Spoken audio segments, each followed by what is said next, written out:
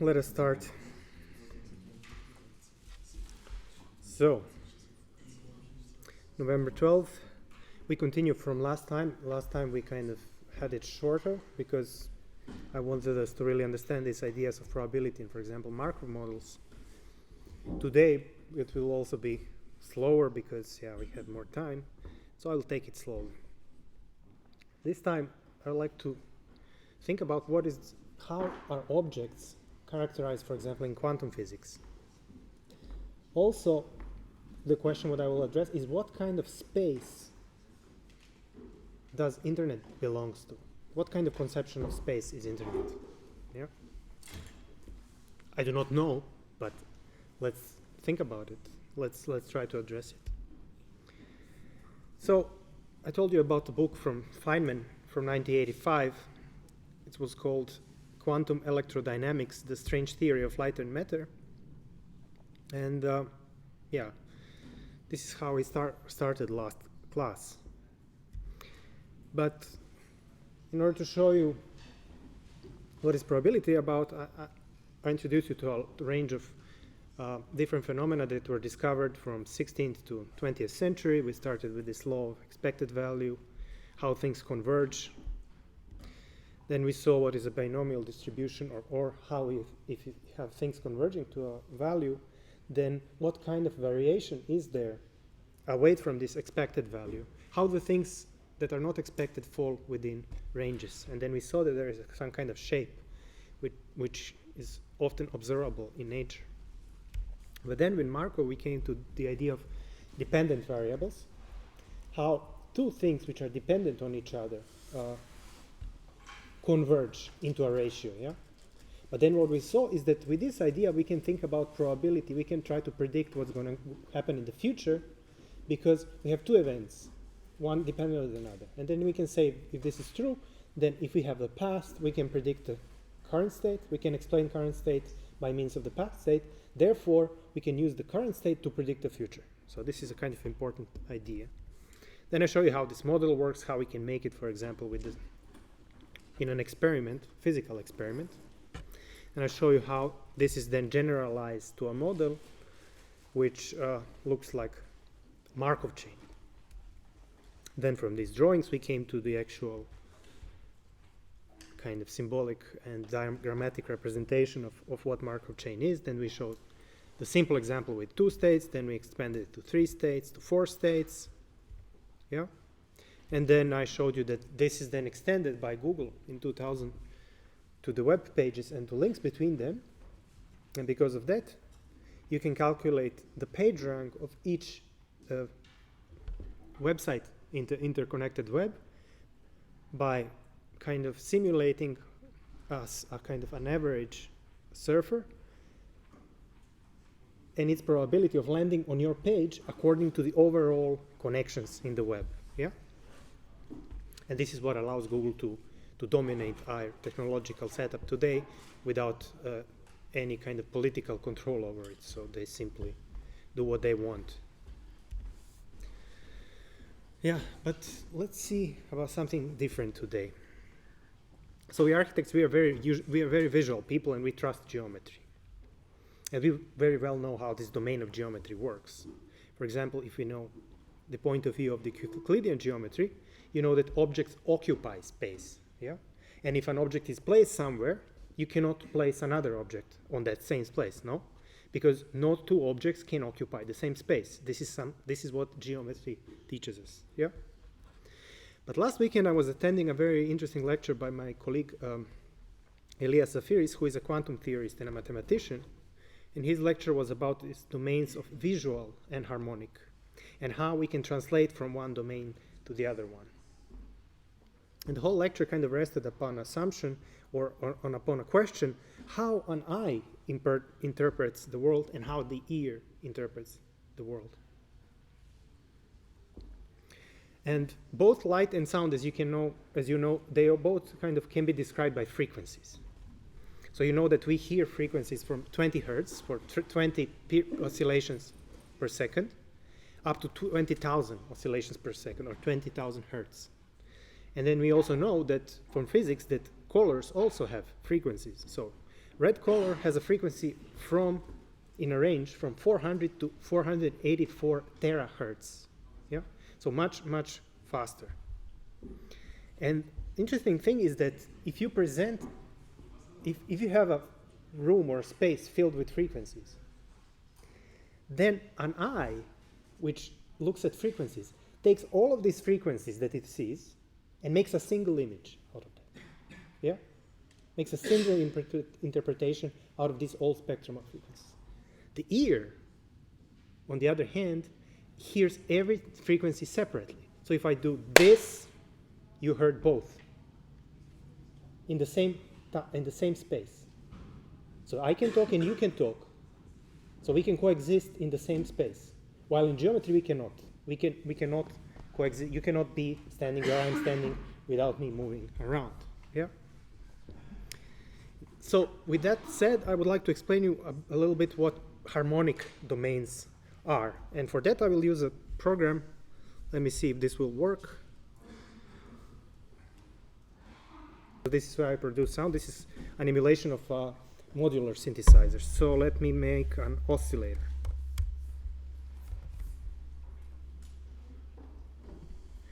Oscillator produces sound by generating frequencies in time. Yeah.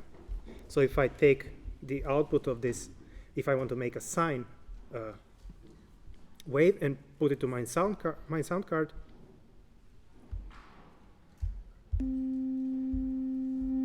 you hear that, huh? So now if I change the frequency, you hear it, no? Okay. But there is a way to also visualize that. So I will use the scope. Yeah? So I'll take the output of this oscillator and put it here. And you can see that my sound wave can be visualized. So as you can see, it is a sine wave curve. So if the frequency, let me just play it. I'll make a mixer just so that I can attenuate sound. I put the sound into input of a mixer.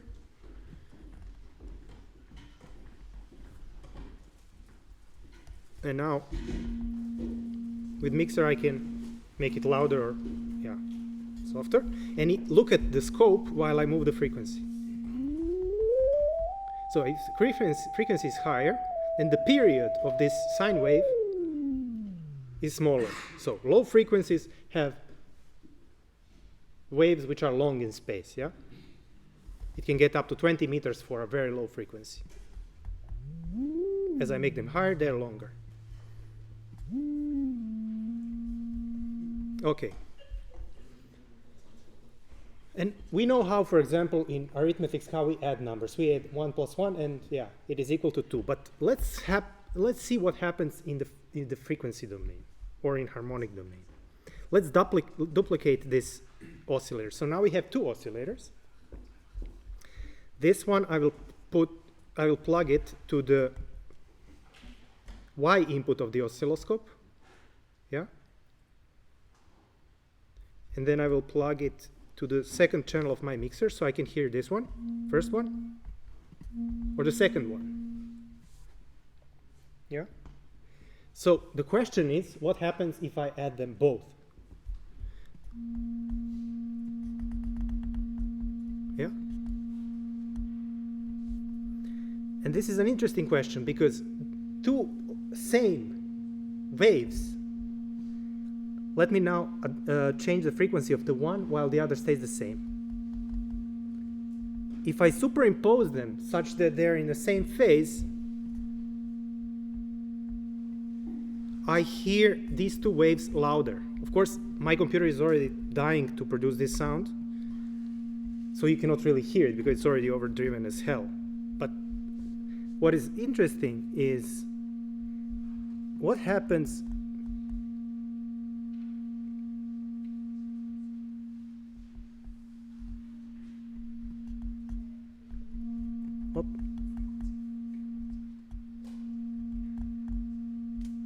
This is a little bit tricky without a mouse.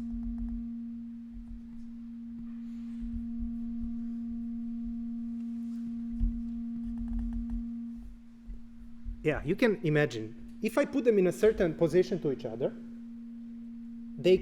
which I cannot do now because I'm not very precise with this keyboard, they do not produce sound anymore. So you can put them theoretically in a position that no sound is heard at all.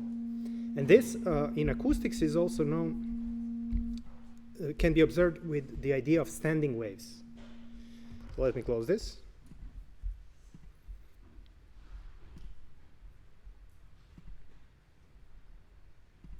Can you now see? I hope so, yeah. Good? Okay. What happens is that sometimes, because in a room, we have obstacles. Yeah, we have walls. You can produce a sound specific for each room such that you can stand in a certain place in a room and you do not hear anything. You move 2 meters and you hear incredibly sound bass. You move back, you don't hear anything. So things cancel out. And this is an important thing to know. So in harmonic domain, metaphorically speaking, 1 + 1 does not always equal 2. But this depends on the phase of the elements we are superimposing. And now that we know this assumption, then we can now talk about quantum physics. And in the 20th century, as we had these battles of logic and formal systems that I was speaking before, something quite illogical started happening in physics. Famous Newton's laws of gravity and planetary motion started to fail. And they started to fail in 2 accounts. First, they started to fail with Einstein's theories of special and general relativity from 1905 and 1916. And the second time they failed was when these models starting to model elementary particles, because they modeled the electrons as like planets going around the nucleus. And because there was no other way to describe this, they thought, yeah, we should use Newton's laws to describe how this works. And in 1926, there was a new theory that started explaining the behavior of electrons known as quantum mechanics. And from this point of view of classical physics, this was rather counterintuitive theory, very non-common sense theory. But then this theory became source, kind of a ground of all chemistry. And then already 3 years later, in 1929, quantum theory was able to integrate theory of electricity, magnetism, and because of that, it was promoted into so-called quantum electrodynamics. And the first crazy idea that quantum theory proposed was the energy was not continuous phenomena, but instead came in kind of discrete packages, which they called quanta. And in this way, light could be described as both wave and particle stream of this quanta. But then there was another crucial thing about this probability, about the quantum electrodynamics. Because unlike these classical mechanics that we described, planetary motion and stuff, this theory completely relied on probability theory that we saw last time. And this was described by Feynman, I quote, "Nature permits us to calculate only probabilities, yet science has not collapsed," end quote. But what is absolutely mind-boggling, it's not the probability itself, but how do you calculate it? And what it philosophically means. And this is what I would like to address today. And let me give you an example of what are we going to talk about.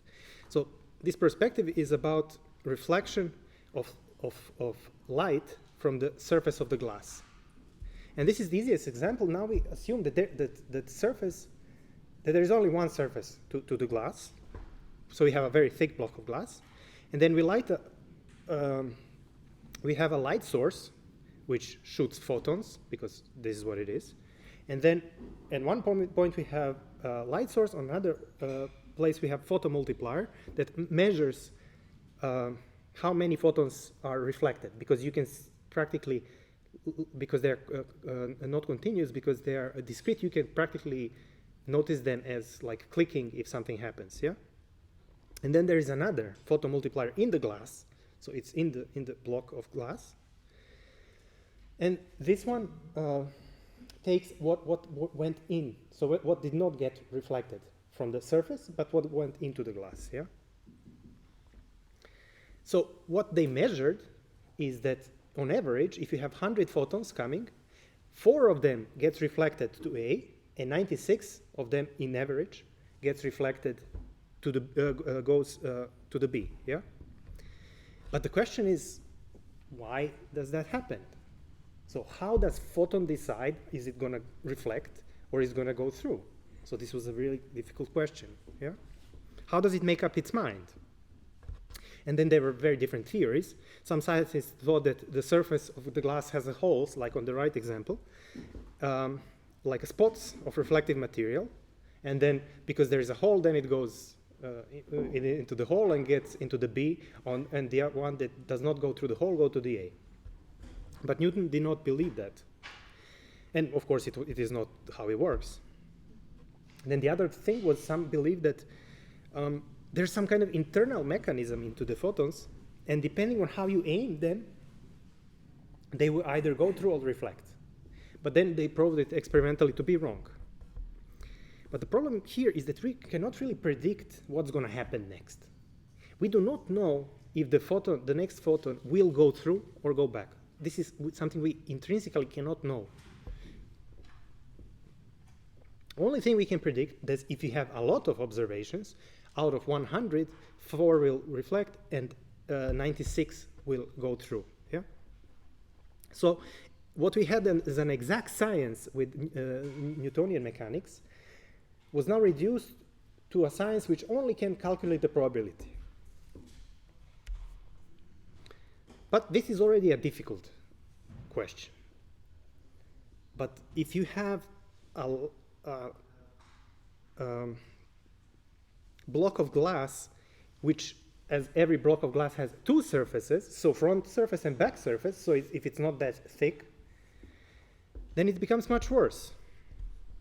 And now I will try to explain you what happens in the measurement of the partial reflection of light by 2 surfaces. So now what we have is a thin sheet of glass, then the multiplier A is at the same place where it was, but the B is now on the other side. Yeah. So practically what can happen, light can reflect from the front surface and go back to A. Light can reflect from the back surface, from the bottom surface, and go back to A. Or light can go through and go to B. Yeah, so 3 cases. So what we've seen so far is that in the previous case, when there is only top surface, there is 4% probability of reflecting back to A. Yeah? And now since we have 2 surfaces, what do you think the probability is of reflecting both together from A and from B? Do you have any idea? Of course, you don't have to be right or anything, we're just discussing. What will be the probability of reflecting from both if the probability from reflecting from one was 4%? Maybe 4% plus 4% of 96. Yeah, but good attempt. Another thing which you can say, it may be 4% from the front plus 4% of the back, that is 8%, but none of these are actually what happens. This is very, very interesting. So what was observed that reflection of 8% was very rare. Because you take one sheet of glass and they measure sometimes 14, 15% of photons, yeah? And then some other sheet they measure 1 or 2 photons per 100. And some sheets do not have any reflection. And the question is, what the hell is going on? And what they discovered is this amount of light which is reflected from these 2 surfaces depends on the thickness of the glass, but not in a way that you might imagine how this works. So the thinnest glass that you can actually produce, which is incredibly thin, hundreds of a millimeter, can produce 0 or 1 photons reflecting, yeah? And then you just increase it a little bit more, it reflects 8 photons. You increase it a little bit more, it reflects 16 photons. You increase it a little bit more, it reflects 8 photons. You increase it a little bit more, it reflects 0. Yeah? So always increases and decreases. And you can see what happens in the graph. So depending on the thickness, this amount will oscillate between 0 and 16%. and you will have a curve, tracing a curve, yeah, like a sine curve. But what you can observe is that the average of all the thicknesses of the glass would yield this middle line of 8%. So the average of all possible thicknesses will be 8%. So we kind of correctly came to that. But in every specific case, it's not going to be 8. It's going to be something else. Yeah? But now why this happens, it's even more difficult to answer. So the question, they ask, how is this, why is this happening when they realize that it is happening? Is it somehow that back surface knows about the front surface and then influences it, or somehow front surface knows something about the back and then influences it, or whatever? But then they realize with experiment, no, because once we add another surface on top, so we have not 2 surfaces but 4, then the reflection amount changes again. And with this kind of puzzle, I want to try to explain you what quantum thinking and physics and models are about. So the answer is that we do not know how photons actually decide whether to bounce back or to go through.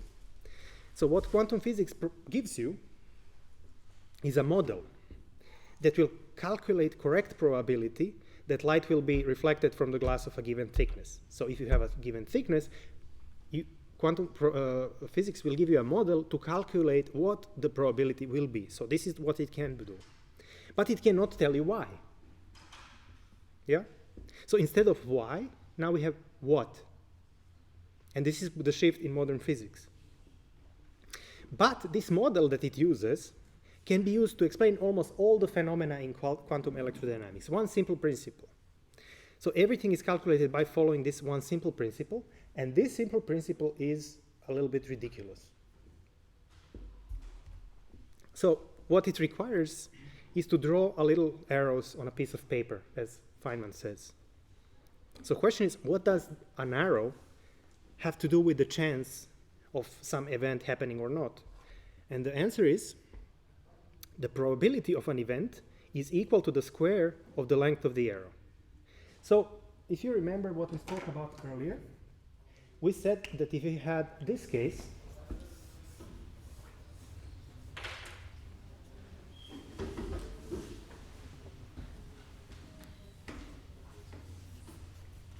you had the first case, yeah? We said that there is a 4% probability of light bouncing to A and 96% of going into B. How we would describe this with an arrow, we would make an arrow. At this moment, rotation of the arrow is not important. We'll come to that later. But we would say that the length matters, and length of this arrow would be 0.4. 0.2. Why? Because if you square it, you have an area which is 0.2 times 0.2, which is equal to 0.04, which is the same as 4%. Yeah? This is called probability amplitude.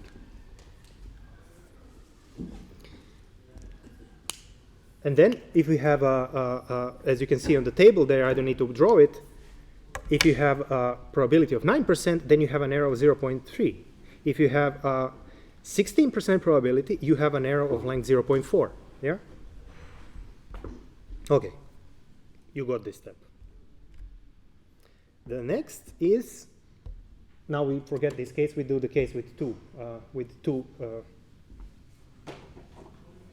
Yeah, you know what I mean.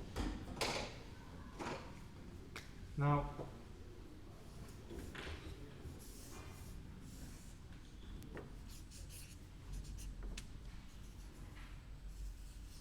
we have here, and we have here. Two ways, yeah, because two surfaces, front and back.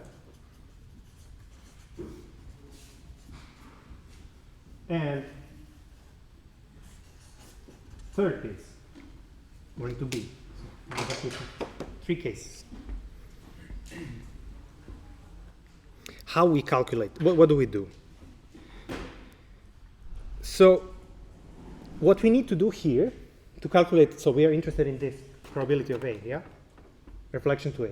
we have two things that could potentially can happen, yeah? We have two paths, each of them having their own probability of 4%. This means we need two arrows, one being 0.2 long and another having the same length, yeah, 0.2, which means that they both correspond to 4%. Yeah? So you follow. Because there are two ways now to go to A. To calculate the probability of A, we need to start with two arrows, each one having 0.2 length. Then, as you can see on the example on the slide, we then combine these two arrows, as you can see on the middle slide in the middle, to draw a final arrow. We compose them like we compose them in vector geometry. So you start with one arrow, put the new arrows back and the front of the first one, and then finally create a final arrow. Once you create a final arrow, you square it, and you get the final probability. Yeah. So this is the idea of what you do. Yeah. So you know how many arrows we should have, and you know what length there should be. What you do not know is how to make a direction. So is it like this or is it like that? So how to direct them. Yeah, so this is what I showed you before. And now the interesting part comes, which is kind of connected with what I showed you before. So to determine the direction, Feynman introduced an experiment. Of course, yeah, let me tell it in the way he tells it. There is an imaginary stopwatch that times photon as it moves. So imagine photon gets out, and there is some stopwatch timing it.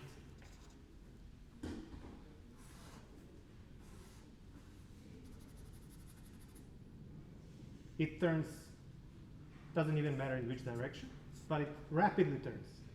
Yeah?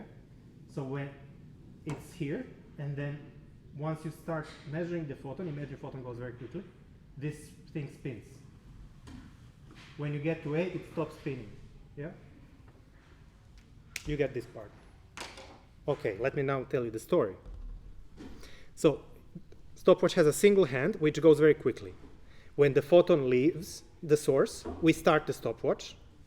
As long as the photon moves, we continue spinning, so the head of the stopwatch turns. And this is for each component of light, this stopwatch has a speed. For example, if we calculate the reflection with a red light, which is just one part of the spectrum of the light, yeah, to make it simpler. For red light, stopwatch turns 1,400 times in 1 millimeter. So for the time that light makes 1 millimeter, so imagine light is very fast. So light moves 1 millimeter. In that time, stopwatch turns 1,400 times. Yeah. So when the photon reflects and reaches the multiplier, either A or B, depending what we are calculating, we stop the watch. Yeah. And then when we spot this thing, we'll be pointing at some direction. So for example, it will point like this, or point like this. Yeah? And this is the direction in which we will draw the arrow. So the direction of the arrow is not dependent on linearity, but on circularity.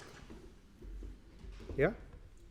And then there is one more technical detail. If the photon bounces off the back surface, then we draw this arrow in the same direction as this head of the stopwatch points. But if we have it from the front surface, because there are two separate events, then we will reverse. So in this case, from the back surface, this will be our arrow. Yeah, parallel to this. But if it's from the front surface, we draw it like this.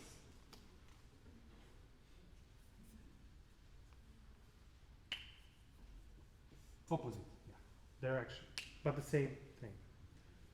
Yeah.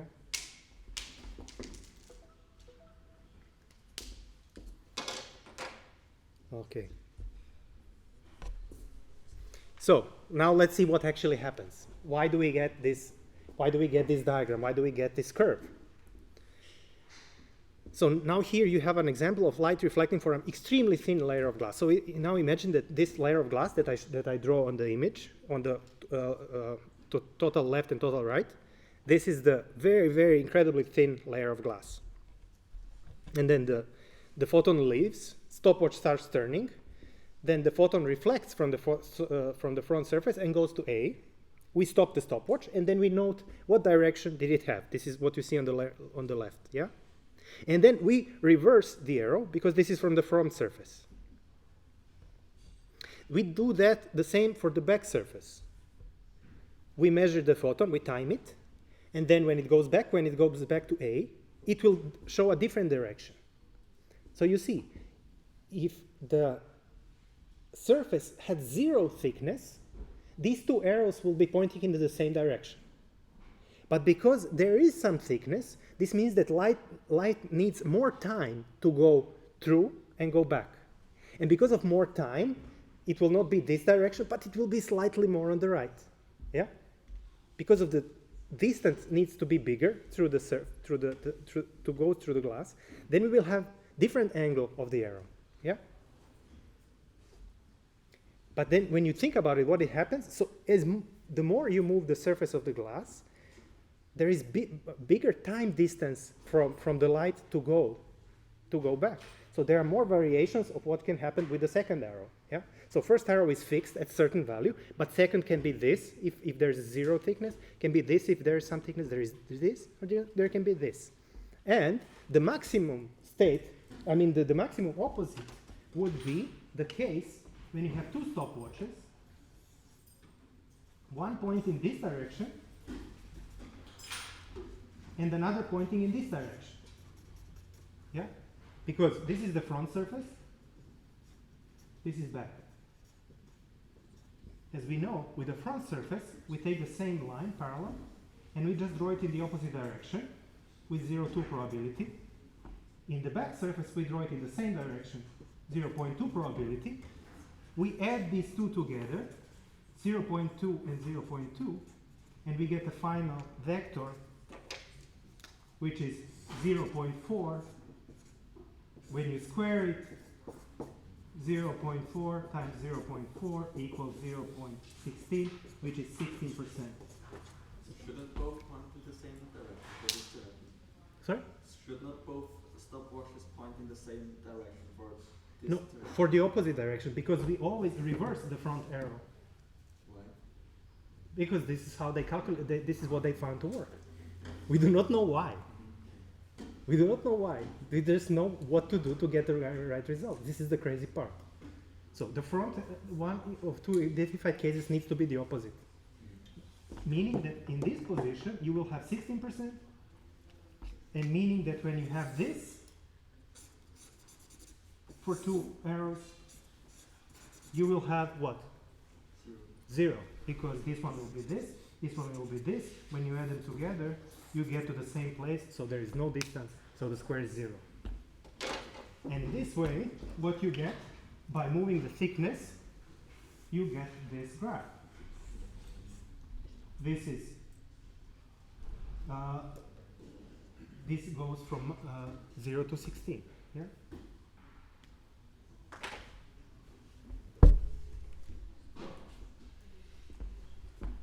So as you can see here, if the surface is very thin, in this case, what we have,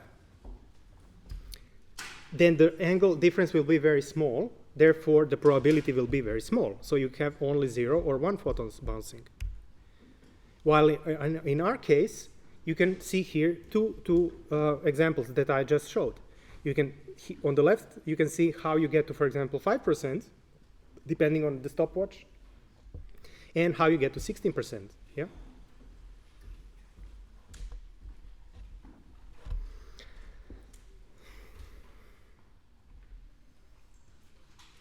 So to conclude this particular experiment, the reflection of light from two surfaces is represented as an interplay of two probability amplitudes.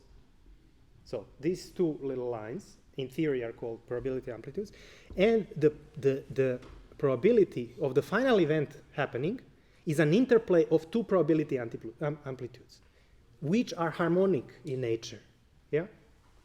Therefore, depending on on their direction, the thing will change. And this is why we have a circular pattern, not a linear pattern. Yeah. And when we have this happening, when they cancel each other out, this is what is in quantum physics known as interference.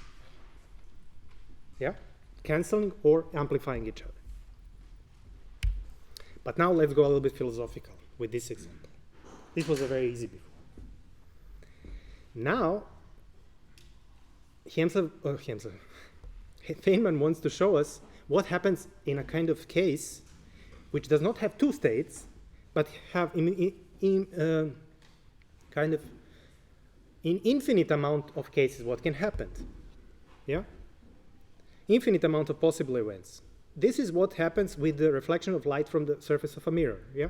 Here we have a mirror on the bottom and have light source as S and the photomultiplier as P. And then you have something in between. You see this Q, this is an obstacle, so that light cannot go directly there. So something to prevent it for going directly. And what he did is he subdivided the surface of the mirror in some parts to make it to able to show you what is this experiment about. So he subdivided it in a number of patches, which are these A, B, C, D, E, F, G, H, I, J, K, L, and M. And then he says what can happen here is anything practically can happen. Light, we must take into consideration that light going from S to A and then reflecting to P, or light going from S to M and then reflecting to P. So all of this spectrum of things can happen, although we know from optics this is not true. In quantum physics, you must take these cases. Yeah. Then what he showed below, you see this diagram below with a curve, with a kind of smiley face. This is how he plotted the actual length, the actual time it would take for light to travel in both of these cases. So as you can see, for the case of light going from S to A to P, time is longer. And for light going from S to G to P, time is shorter. Yeah? As you can see, this is the bottom point where the time is shorter, and then it goes higher as we go to the more improbable cases. Yeah?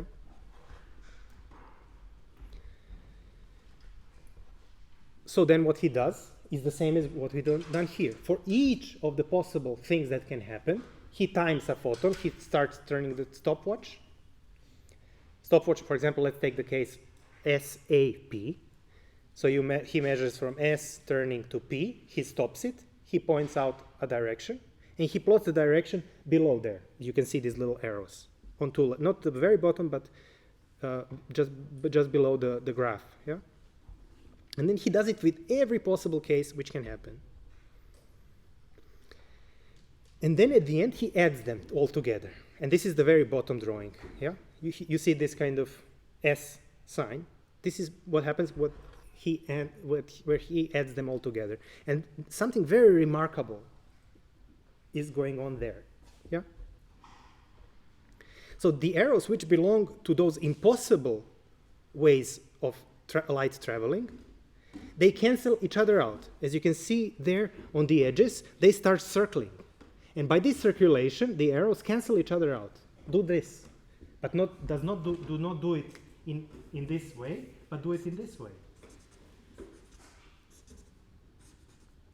Yeah, they start circling in these kind of impossible ways, which means that if you want to make a final one, you should make it from here to here, and there is nothing there, so the probability is 0. While at the times where the time is least, when the time gets minimized in the center, what happens is these things start pointing in the similar direction.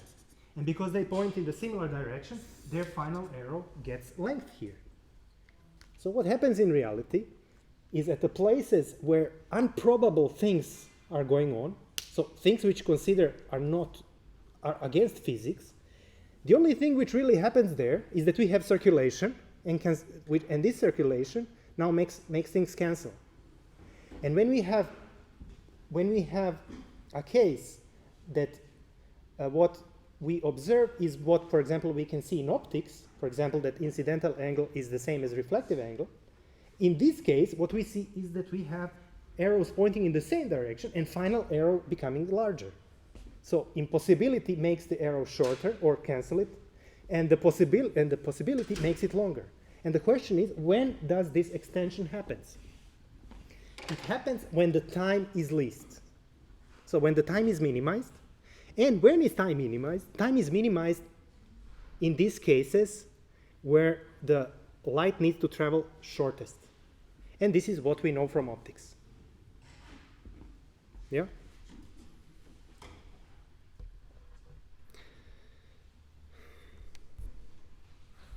So what we can observe in our reality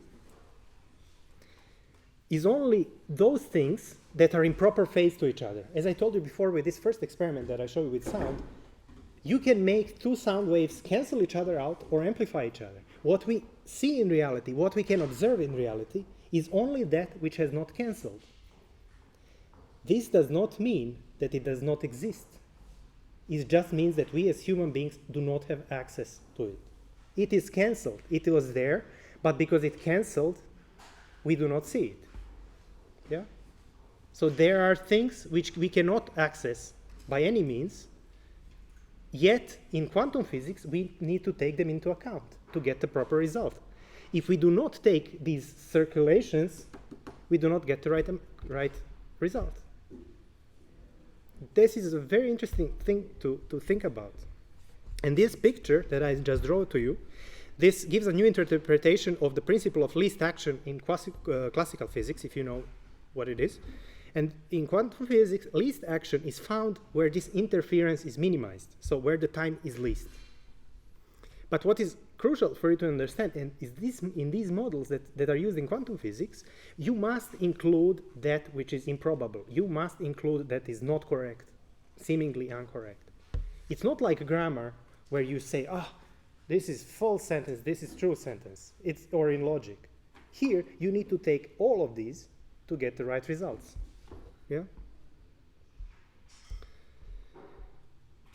So what does not seem to exist in our reality, in quantum physics still contributes to account for this reality. Yeah? So where nothing, we think that nothing is happening, in fact, probability amplitudes are dancing in circles. And because of this probabilistic description, we think that quantum paradigm rejects the traditional notion of determinism and causality. Yeah? And with Markov, I show you the potential of using this thing in practice with Google's search engine. Yeah? But if we take into account three ideas of quantum paradigm, now I will list them. Light is a photon. Matter has wavelength nature associated with its motion, which I saw you with circulation. And everything, light and matter, has an intrinsic angular momentum or spin, which can only have discrete values. This assumption made it possible to have new technologies that today we cannot imagine not having. For example, transistors or microchips that we use in our computers would not be possible without solid-state physics. Or the laser, or electronic microscope, or MRI device, or LED lights, and all of that. Yeah? So quantum physics is not only a theory that can give you certain probabilities in the physical world, it also has applications. And I'll just make it a little bit more philosophical, if it was not enough already. I here will tell a story about a French philosopher, Jules Vuillemin. I don't know if I'm saying right, because I suck at French. And he gave a kind of historical and philosophical account for the one problem, which is called problem of future contingents.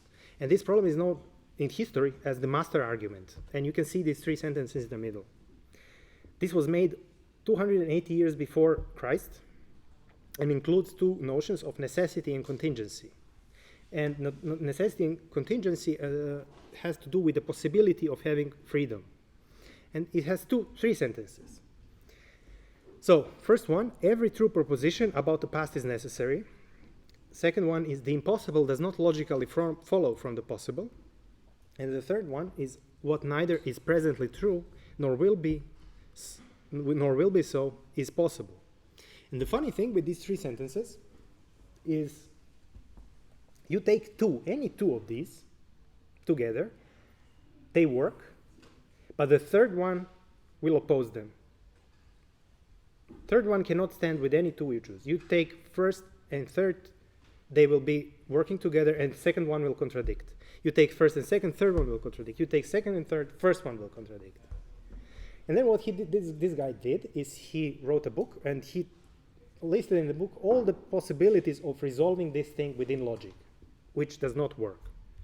But then at the end, he creates an experiment with quantum physics, assuming that, he makes an experiment first to show how this, you probably know this experiment, this Jung's experiment with stream of stream of photons from two holes, and then you have an interference pattern on the back wall. Probably this is the kind of most basic case of quantum physics that everyone is talking about. But he recreated this experiment and connected this with these three sentences. And he showed that quantum physics does not have limitation of these three things going on, because it turns some propositions into not false, not contradictory, but simply how to say, they're not contradictory to it, they are simply undecidable. And in this way, his construction shows that there is a limit of kind of classical logic in this reasoning, but the physics can't do without it. So physics simply does not, quantum physics simply does not exist in this level. And I will read what he wrote here. It's a very difficult but interesting statement. He says, for the probability amplitude, which are the arrows in our case, which is generally a complex quantity. And why is it complex quantity? Because it can have this angle, and this angle is done with complex numbers. So it's a rotation in the complex plane with imaginary unit. So for the probability amplitude, which is generally a complex quantity, does not figure among the elements of reality. So this thing, the arrow, is not in reality. What is in reality, what has an effect in reality, is the square of it, which only gives us probability, does not give us the thing. So he says, to obtain a probability, we must multiply two conjugated probability amplitudes. This is what we did, yeah?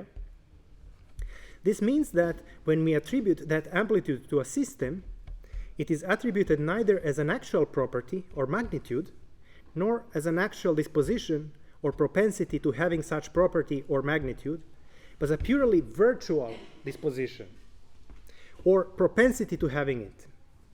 The second order potentiality, as it were, thus put into play, is no longer the measure of an ignorance that might have some chance of being only provisional. It is physical. It describes nature. And this, for me, throws a particularly important light on what we saw with Gödel's paper and these implications of the limits of computation.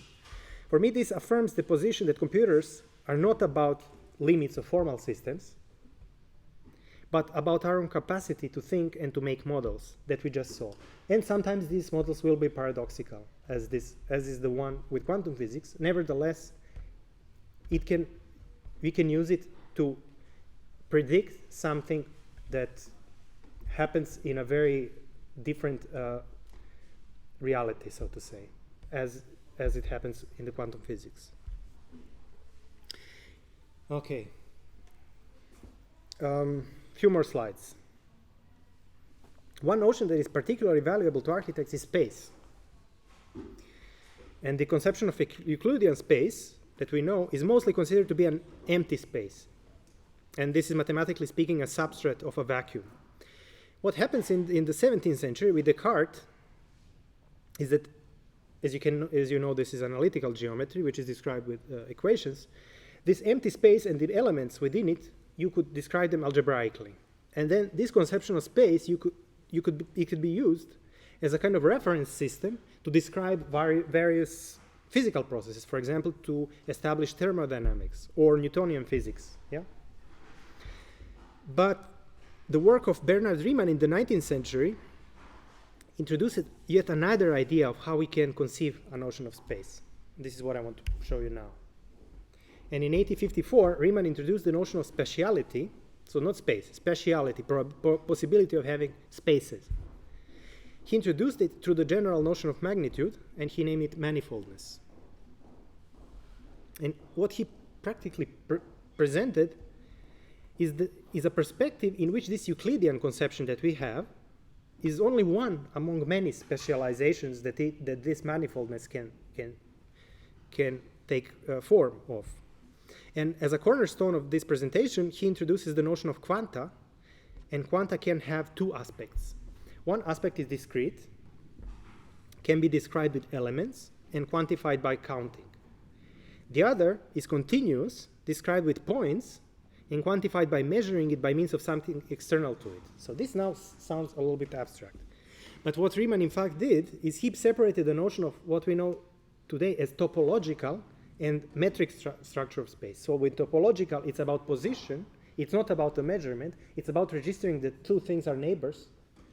And in metric, you must introduce something else, or the meter, to actually describe this property.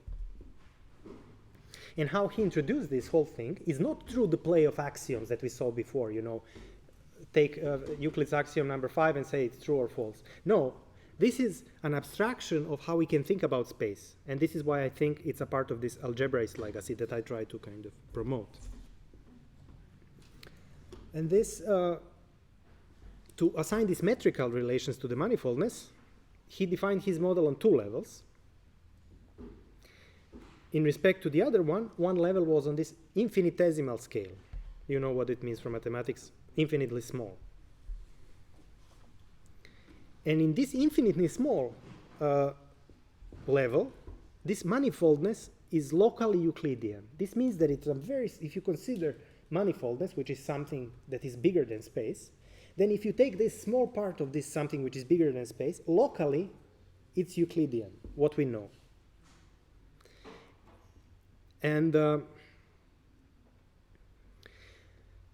manifoldness locally kind of carries a linear structure, and this structure is known as a vector space.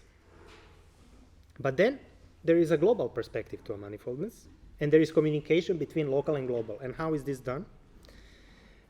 One direction of communication going from global is called tangent space, and I don't want to go to the details.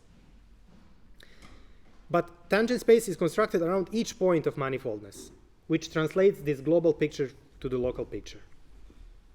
And the second direction, it allowed him to go back from infinitesimal to topological. And this is accomplished by a process called integration or gluing. What it means is that global perspective is a gluing of the infinite number of infinitely small Euclidean spaces. Yeah? So, in his later work, Riemann introduced a different approach for bridging the local and global, known as covering spaces. Now he goes to a yet higher level of abstraction, and this can be illustrated with the notion of deformation. And I will try to give you a practical example. I hope you like this one. So on the left side, we have a curve example. You see 16 curves. What it actually wants to show is that one curve can be deformed into another, yeah? And then you can see steps of how we can deform one curve into another. But let's now not think about this as curve being deformed into another. Let's think of some process, physical process or process that happened to you. Sometimes what we can experience is that things are flowing smoothly. You're trying to get somewhere, either in your mind or physically, and somehow there's a smooth path towards going where you want to go. Sometimes there might be an obstacle, and what you do is you deform yourself a little bit, and then you're there. Yeah? So by deforming yourself, you go from A to B. But now look at the image on the right. What you can observe is two drawings. The one on the left is the similar one as we saw before. So you have points A and B, and you have blue curve and green curve. And blue curve can be continuously deformed to get to the green one. On the right drawing, we have 2 points A and B. We have blue curve, which is the same. But we have the red curve, and this red curve winds around the whole of the disk once, and then goes from B, winds, and then goes to A. The question is, can we deform these two paths into each other?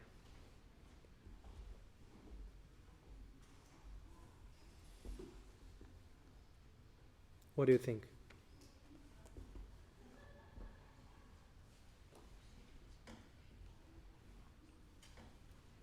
So one does not wind around the hole and the other does wind once.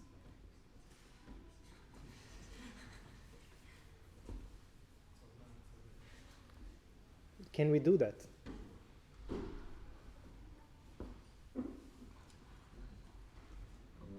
No, we cannot do that. Whatever you do, imagine now, these are two entities living in a certain world.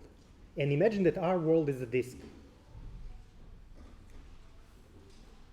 In terms of this whole, these two things are different species. They cannot be deformed. Whatever one curve tries to do, it cannot go around the whole. It cannot, because the whole is the limit of red one's world. It cannot unwrap around the whole because it's something that you cannot do, simply. And this, so now, again, think about this metaphorically. Some problems simply, you cannot see the solution because in between you and solution is an infinity or is the end of the world, yeah? Simply there is nothing. This is what is presented here. They are incompatible. The same would happen if one winds around the hole twice and other winds around hole once. If they wind around the hole different amount of times, they're incompatible, yeah? So this hole introduced a limit to our world. We can see another path, but whatever we do, we cannot deform ourselves to become one. We are helpless. But then how Riemann solves this is fantastic because he solves it by embracing the obstacle, embracing the hole. So he introduces another identical path, but places it into a larger space containing the old one, but accommodating for more. And this is known as a covering space. And in case of a ring, which is our initial setup, the covering space is a spiral. So from the perspective of the first path, of the blue one, which lives in the original space, this second path, from this perspective, is identical to it. So there's no difference between them. Yet the second path that we see unfolding introduces something new, because every time the first path on the original space makes a full turn around the hole, this second path generates a new dimension, and this new dimension indexes the original path. And this very movement began characterizing our obstacle, started measuring it, which was beforehand inaccessible limit to our world. And these new ways of thinking about space that Riemann has established, and especially this introduction of localization, where phenomena are considered in two distinct levels, this found a fertile ground in quantum physics. And such ideas there, the ideas are that we do not have a direct access to the world of quantum objects, because one level of looking at the level of quantum phenomena could be at the level where this interaction between electrons happens. And this level alone has an intrinsic limitation, so we cannot observe electrons, simply cannot. However, another level, which is maybe microscopic, what we observe is not electrons, but we observe the patterns that they make when there is a lot of them. And this is called interference patterns. So the idea is, which I will introduce you later, that you can make bridges from this state of indistinguishability, from this state of electrons, to the observational universe and back, and then figure out ideas about what happens in the level that you cannot observe. Yeah? And these quantum objects that are there in this domain that we cannot observe, they are not sharply defined objects. So they are not points or lines or whatever. Yeah? There is no space where they are located. There are no causal relations between them. And the etymology of this, of the Greek goddess Aphrodite, reveals us that she has risen from the foam. And in the same way, we can think of quantum objects in the same way, because they emerge from indistinguishability. But later on, I will show you how we can operate with such objectivity. And since the beginning of our century, with the development of search engines and social media, internet kind of completely transformed the idea of what computers are good for. And if we consider its infrastructure, its codes, for example, as an articulation of computation, and if we compare this to articulation of computation that we use in architecture, what we can conclude is that internet is not a tool, while our design objects, our design methods are tools in a way. So internet in this sense is a kind of an abstraction of this structural paradigm of tools and machines. It abstracts them and propels this idea of structure, of having a structure, propels it to the infinite. Yeah? And its only principal entity is called an index. And one very materialistic and in my opinion, very non-adequate way of looking at the structure of the internet is to say, yeah, this is a vast network of computers, and then they have their core routers, and they're interconnected with data backbones, as you can see on the image. And then this ultimately rests on kind of millions and millions of cables in space. But I don't think that's what internet is about. Because if we go a couple of levels more abstract, we can observe a very different internet, more accommodating and liberating. And this very well corresponds to this idea of unfolding that I showed you with Riemann. Because internet is a place where new things are being born, emerge, grow, expand, transform, die, all the time, and without any particular reason, and often irrespectively of this underlying physical infrastructure. And from this perspective of unfolding of a covering space that I just showed you, we can start thinking about the internet outside of any Cartesian or spatio-temporal setup. Yeah? So its structure is not predefined nor embedded in some kind of space-time, but rather grows freely from the inside out. And this kind of unfolding architectonics I've defined as structurability, and I would like to see it play a greater role in our architectural models. So what I would like to take from this chapter, from this lecture and the previous one, is that we take these ideas of mathematics of probability, we take this idea of structurability, and we take the idea of quantum characterization of an object, and we see them as a kind of elements that we can, with which we can establish a new vision for architectonics, new vision for creating architectural models. And what I believe is if we take this abstract vision, if we are able to create it somehow, this would come with a far greater potency and contingency and kind of freedom for us to articulate our architectural ideas with computers than what we currently have at our disposal. And as I will show you in the next part of this course, is that this will require us to think about phenomena and about articulations in kind of different natures of things, yeah? As you can imagine with these two levels of Riemann. And then we need to make these natures talk to each other. So for that regard, we will explore two models that I believe can be used for this, which I believe implement these ideas of probability, structurability, and quantum characterization. And one of these models comes from quantum physics, and it utilizes the mathematics called category theory. It comes from a physicist called Elias Zafiris, and the model is called the model of natural communication. And the second model comes from a language theory, which is a forgotten and language theory that no one kind of cares about, nor tries to understand it because it's a little bit abstract and not very friendly written. But it's described in Louis Hemslow's book, Prolegomena to the Theory of Language from 1940.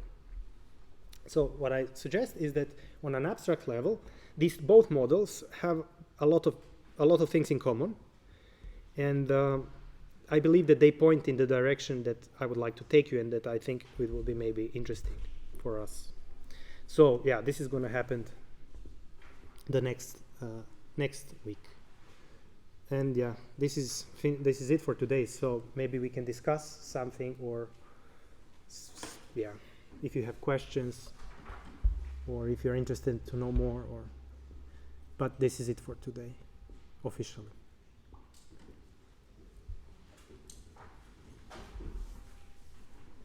I can also repeat some parts, or the experiment, or models.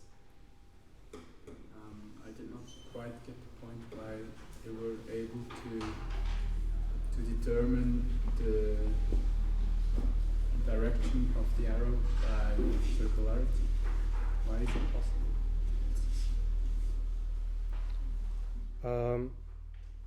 As I told you, we do not know why is it possible.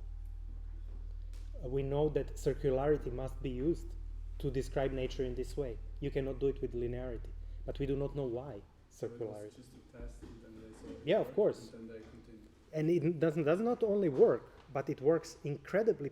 It can be incredibly precise to describe nature. It can be. He said an idea of how precise it is, as if you had, I don't know, if you should need to construct, I don't know, a cable from Los Angeles to New York, and if you did this with these models of quantum physics, at the end, this mismatch of the cable with what it should be would be like 1 centimeter on this whole distance. So this is kind of the measurement of the mistake that it makes, you know. So it's a negligible error that it makes. But the whole point is that we do not know why, but know how, and know what. Know that it has to do with harmonic domain. And harmonic domain is today very much forgotten. It's not something we take seriously. We are very visual, and we think about geometry. We do not think about music anymore in terms of modeling. And this puts music back on the scene. And in music, there are these ideas that things cancel each other and there's nothing. But this does not mean there is nothing. It's just another perspective to the world. And I would say there are a couple of these perspectives to the world. Of course, this you will not read in any book because it's a crazy thing to even say. But there is something as a kind of geometrical perspective to the world. And then there is something as a topological perspective to the world. And then there is a harmonic perspective. And then there is algebraic perspective. And there are kind of very different views, different perspectives to look at the world. And quantum physics takes a harmonic perspective seriously. Yeah? This interference point which cancels itself out. Mm-hmm. How do you set the limits for how, just with this mirror metaphor? Where do you stop? Yeah, so this then has to do with how precise you want to be. If you just want to show, so then you can discretize it in 5 parts or in 100 parts or in 1 million, but this will give you more precise thing. But even the discretizing in 10 parts will show you that these errors in the middle will be longer. So kind of. I mean, what if the mirror is even bigger? There's more parts which are not reflecting in our. Yes, so of course these are very, very, very simple cases. There are much more things to be considered, and I suggest you look at the book. And the last part of the book, Quantum Electrodynamics, The Strange Theory of Light and Matter, which is kind of nice to read. The last part will go to more complex cases. And then this is something that I didn't want to talk about here, because I also have trouble understanding what happens when you do not have these simple cases, but then, yeah, it gets way more interesting. Is it now always derived from something that has happened already, or is it also used to predict things that we don't know yet how they're going to happen? It's always to predict new things, I would say, because that's the only thing you can do. If that's what you ask, I don't know. Or you ask. No, because then they observe this phenomena of that the light did not behave as they imagined, and they use this and then remodel it according to with this quantum physics model, and then it makes sense suddenly. Yes, it was of course, there were a lot of experiments done and trials which did not match the observation or matched it up to a certain point. But this way of doing things, of course, this is not the only. So this is a model that shows you how to do it. But of course, for example, there's my friend of mine, Elias Safiris, a professor, and he was my supervisor for my thesis, one of the supervisors. He says he would not go into model of space-time to explain these things, because this kind of suggests that this is a spatial phenomena. He would say this is not a spatial phenomena at all. So there's no one way to interpret this. So it's not clear. But what we know is that this method is very good for getting the exact result. So we need to think backwards, kind of. You see that this works, but now you need to make sense of it, why it might work. Or what is world like if this works, you know? And then, of course, you can have multiple interpretations, and I like Feynman because he's very poetic, and of course he was one of the main guys who done this research. So I suggest you, if you're interested more, to read this book. It's a very nice one.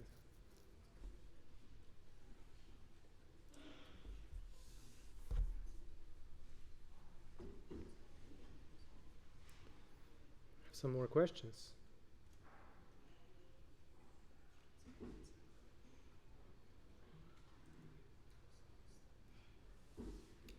Well, if not, this was a short lecture, 1 hour. But anyway, hope you liked it. So thank you and see you next week.